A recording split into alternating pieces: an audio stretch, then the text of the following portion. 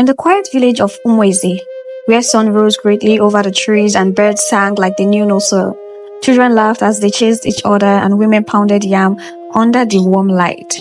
But peace can be like palm wine. It sweetens the tongue before bitter truth appears. By the river, a young girl named Unwego, Ego for short, filled her clay pot. She was kind and quiet, her eyes like a calm sky, like rain. She bent down to drink when a shadow befell her. It was Obina, the blacksmith's son. He carried something in his hand. Obina had carved a wooden necklace for her, not just for beauty, but as a promise. One day, I will speak to your uncle, and I will marry you.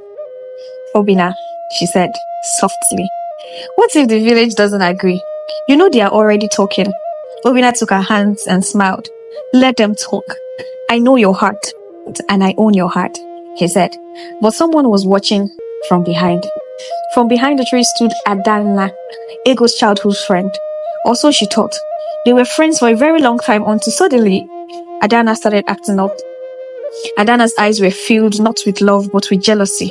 She was the daughter of Chief Nwonsu, and her father wanted to marry her to Obi, but Obi has chosen someone else, and that someone was Ego.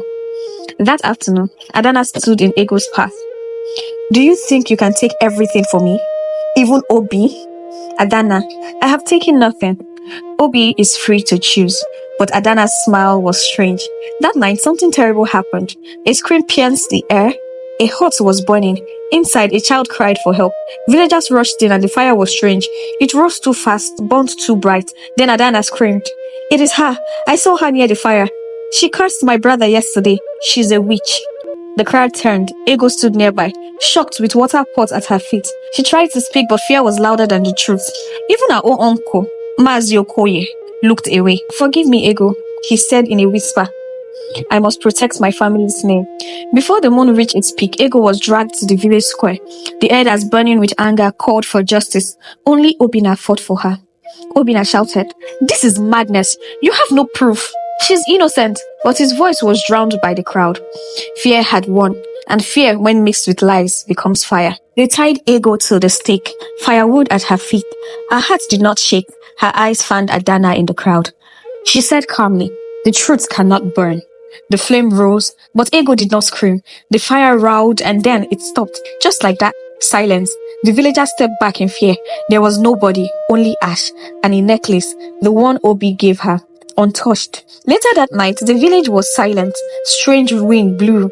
Umweze tried to move on, but the night grew colder. Strange things began to happen.